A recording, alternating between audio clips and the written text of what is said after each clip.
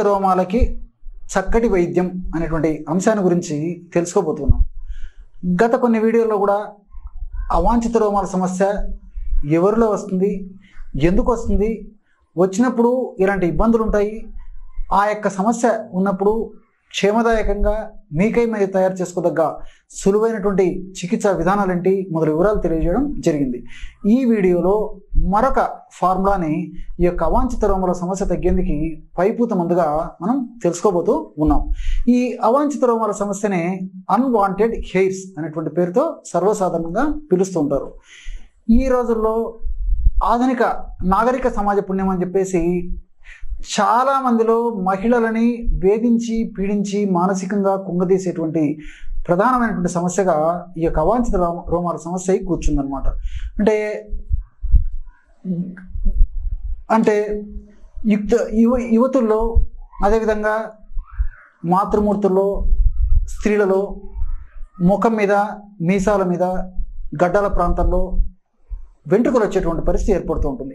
అదేవిధంగా కాళ్ళు చేతుల భాగంలో కూడా వెంట్రుకలు వస్తూ ఉంటాయి అన్నమాట.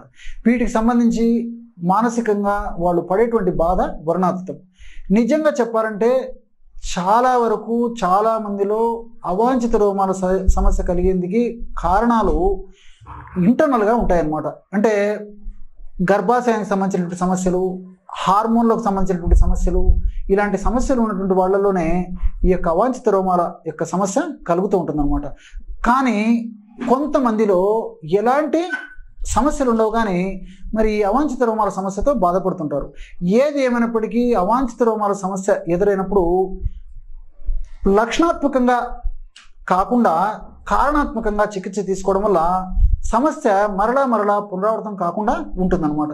మరి ఈ అవాంఛిత రోమాల సమస్య ఉన్నప్పుడు ఆ యొక్క సమస్య తగ్గేందుకు, అంతేకాకుండా మరలా వెంటనే ఆ సమస్య మరలా పునరావృతం కాకుండా ఉండేందుకు క్షేమదాయకంగా ఉండేటువంటి అనేక రకాలైనటువంటి ఔషధాలు మనకి ప్రకృతిలో దర్శనమిస్తాయి. వాటిల్లో ఒక ఔషధాన్ని గురించి మనం ఇప్పుడు తెలుసుకోబోతున్నాం. ఆ ఔషధ తయారీకి కావాల్సినటువంటి పదార్థాలు 2. మొట్టమొదటిది మోదుగ పుల్లలు, రెండవది నువ్వుల నూనె.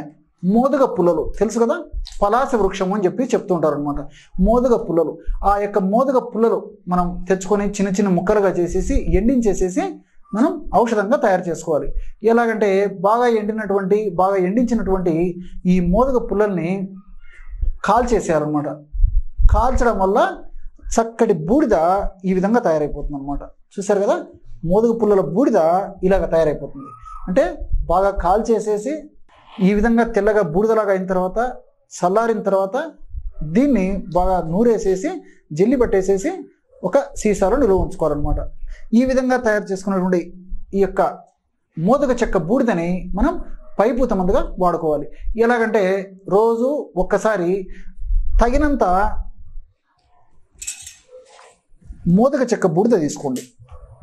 తగినంత, సమస్య కొద్దిగా ఉంటే కొద్దిగా తీసుకుంటే సరిపోతుంది, సమస్య ఎక్కువగా ఉంటే కొంచెం ఎక్కువ తీసుకోవాలన్నమాట. మనకి ఎంత అవసరమైతే అంత మోదుగ చెక్క బూడిద ఈ విధంగా తీసుకొని ఇందులో తగినంత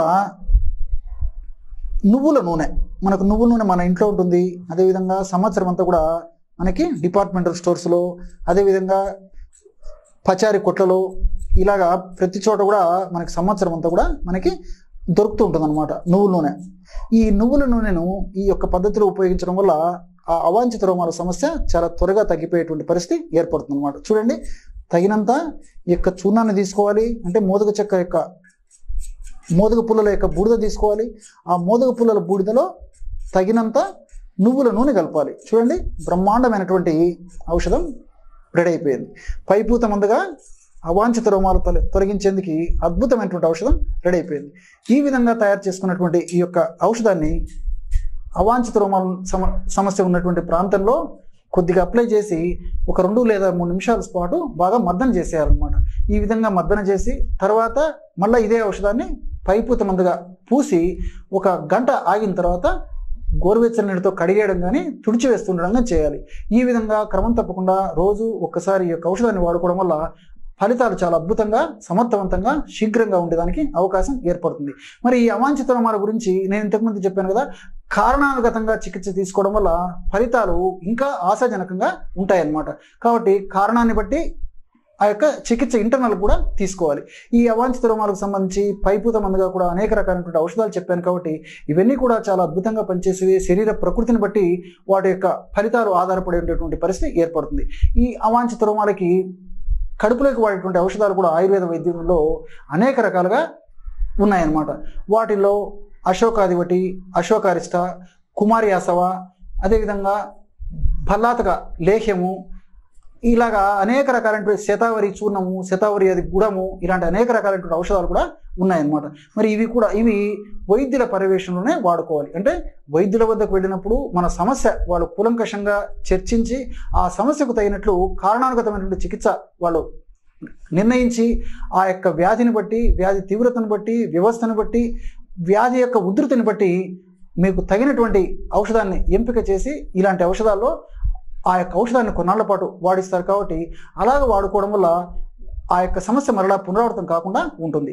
మరి ఇలాంటి అవాంఛిత రోమాలు సమస్యకు సంబంధించి మరిన్ని మనకి ఇలాంటి మంచి మంచి ఫార్ములాస్, అనుభవపూర్వకమైనటువంటి ఫార్ములాస్, చక్కగా పనిచేసేటువంటి ఫార్ములాస్ కావాలంటే నేను రాసినటువంటి ప్రాచుర్యం పొందినటువంటి పుస్తకమైనటువంటి ఇంటింట ఆయుర్వేద వైద్యం అనేటువంటి పుస్తకాన్ని మీరు తెచ్చుకొని అది ఫాలో కావడం వల్ల చాలా ఈ అలా ఫాలో కావడం వల్ల అవాంఛిత రోమాలకు సంబంధించినటువంటి అనేక రకాలైనటువంటి ఫార్ములాస్ కూడా మనకి ఇందులో రాయడం జరిగిందనమాట. కాబట్టి ఈ ఫార్ములాస్ అన్ని కూడా ఎవరికి ఏది ఎప్పుడు ఎలా వీలైతే అది తయారు చేసుకుని కూడా వాడుకోవచ్చు.